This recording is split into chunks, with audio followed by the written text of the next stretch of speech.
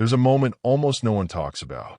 It's not the explosive fight, not the dramatic breakup, not the blocking, the begging, or the revenge rumors.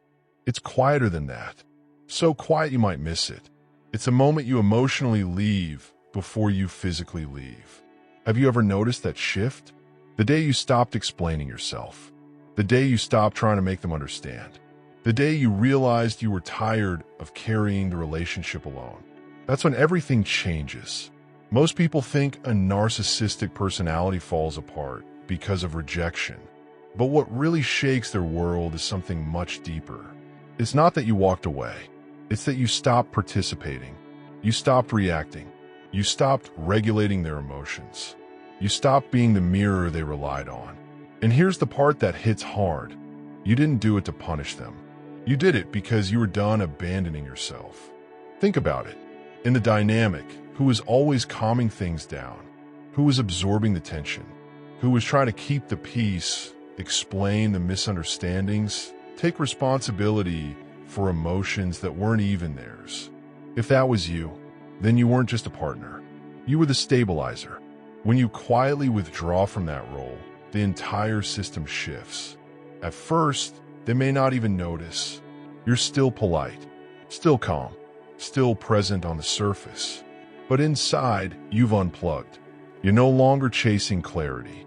You're no longer desperate for validation. You're no longer waiting for them to change. And that's when the confusion starts on their side. Why aren't you reacting? Why aren't you arguing? Why aren't you trying?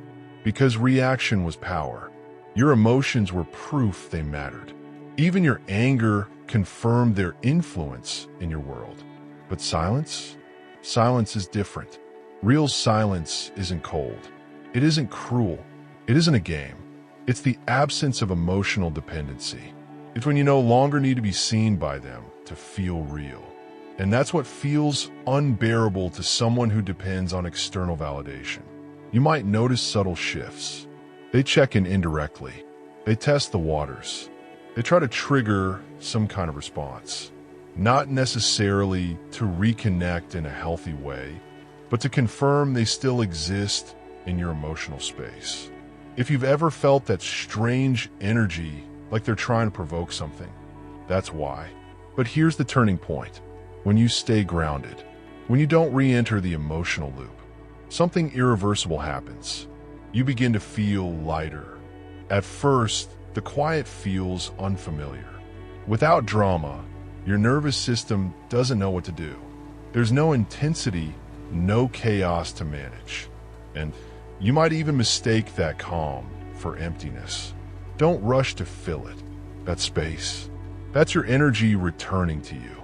You stop checking their social media. You stop replaying old conversations. You stop needing closure. Not because you force yourself to move on, but because your attachment is no longer being fed. And here's a powerful question. What if you didn't lose them? What if you returned to yourself? This isn't about winning. It's not about watching someone collapse. It's about stepping out a role that required you to shrink in order to survive. When you stop confusing intensity with love, when you stop confusing being needed with being valued, when you stop carrying what someone else refuses to face, you mature in a way that doesn't need applause.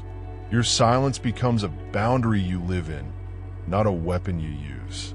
And the biggest shift? You no longer measure your worth by someone else's reaction. If this resonates, pause for a second. Really ask yourself, are you still participating in a story that's costing you your peace? Because the most powerful exit isn't loud. It's when you simply stop showing up for what drains you and start showing up for yourself.